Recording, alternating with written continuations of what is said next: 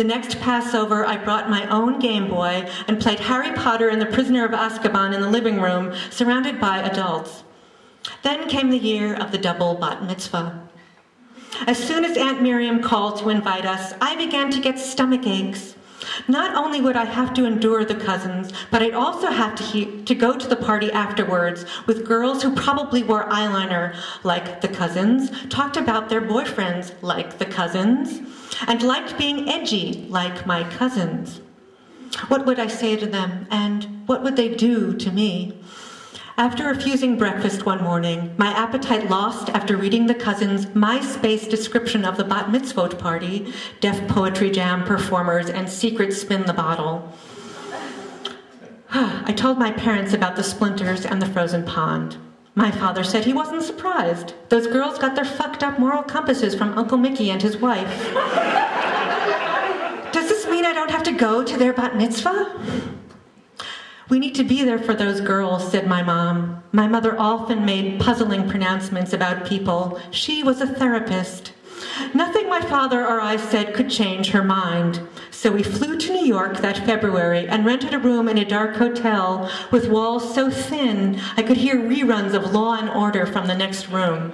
A gnawing sensation, like little doll teeth, nibbled at my insides. The morning of the bat mitzvah, I dawdled at the bathroom mirror, sucking in my cheeks and gut. Despite the maroon velvet dress my mother bought me to boost self-esteem, my reflection still looked pudgy, awkward, childlike. At our last Seder together, the cousins had blossomed into teenage goth swans.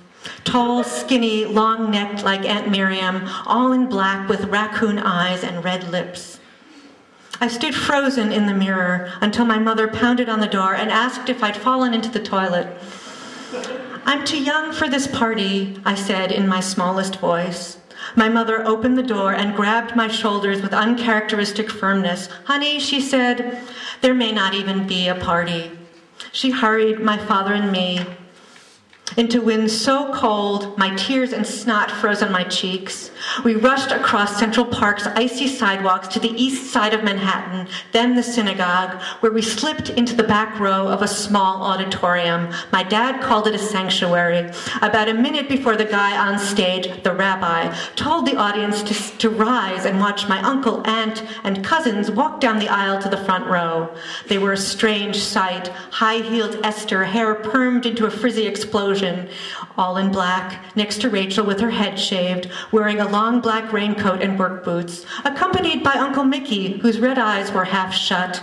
Aunt Miriam, makeupless and gray-faced for the first time in my memory, followed a half-step behind. Then began my first synagogue service, a confusion of getting up and sitting down and chanting in Hebrew. Kids younger than me, stooped grandmas and grandpas with canes and walkers, and everyone else in between, the congregation, said my mom, all joined in, including my father, whose cheeks glowed pink when he spoke and sang. He looked so animated, I wondered why he said he hated services. Then the cousins and Uncle Mickey walked on stage. The rabbi opened up a closet, and with the help of a woman in robes, the cantor, whispered my father, took out a giant scroll. My dad wrote scroll equals Torah equals Bible on my program, and gave it to Uncle Mickey, who gave it to the cousins to hold together. Esther and Rachel carried the Torah Bible scroll up and down the aisles, scowling as they walked, followed by the rabbi, the cantor, and Uncle Mickey, who barely smiled. Some audience members touched the scroll with their white shawls, then kissed the shawls. Others did the same with prayer books. Luckily, my parents didn't force me to kiss anything.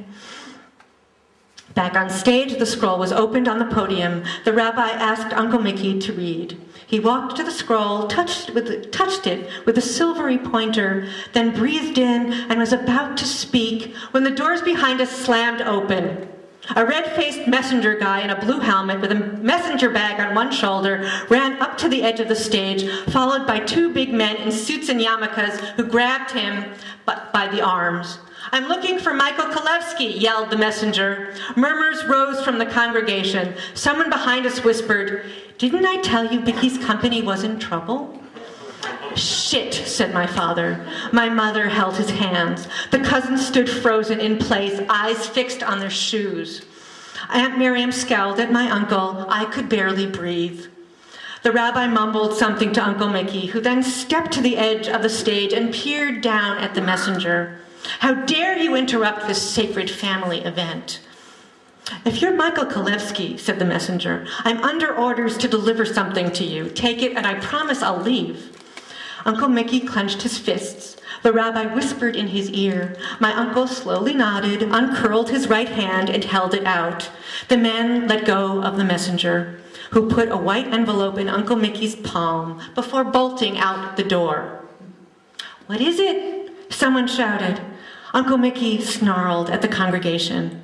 "None of your business." He slipped the envelope in his suit pocket and returned to the Torah. Once, twice, 3 times he began to read in Hebrew, but he could not get past the first few words. Then he just stared at the scroll.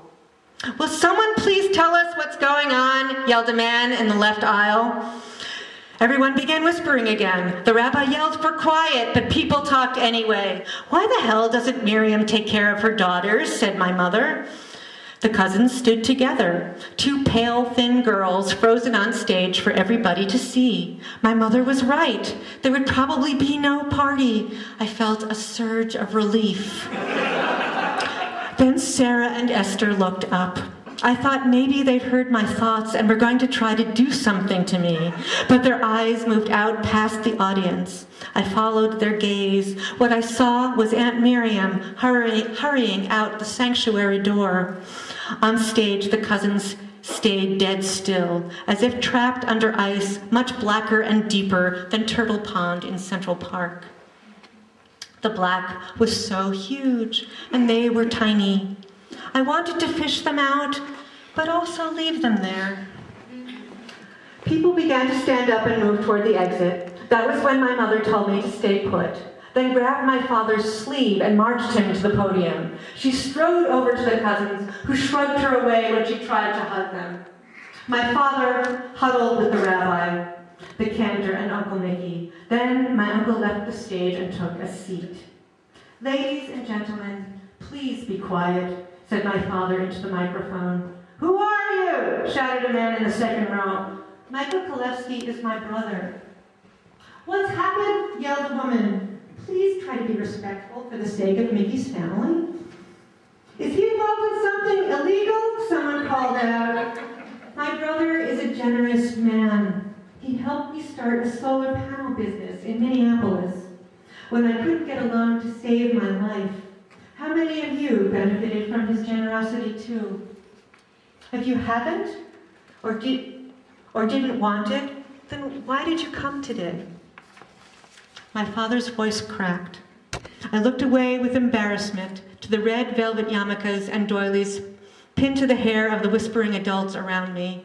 I breathed in their sweet chemical perfume and wished that one of them would take me home. "I will now read the Father's Prayer," said my dad. He took out a piece of paper and began to read aloud in what I imagined was perfect Hebrew, his whole face shining. Like a magic spell, his musical words stopped the audience from talking. They all looked at him, even Rachel and Esther, who somehow allowed my mother to hold their hands. It was then I decided I needed to learn the incantations of this foreign language, that without it, I might never fully understand things. I didn't mean the contents of my uncle's white envelope or the reason for my aunt's disappearance. That I knew would be explained. What I was aching to know was how to live with the squeezed feeling in my stomach, a feeling that pulled me away and toward the alien beings in the room. Father, mother, cousins, uncle, all of whom belonged to me as I, to my chagrin, belonged to them. Thank you.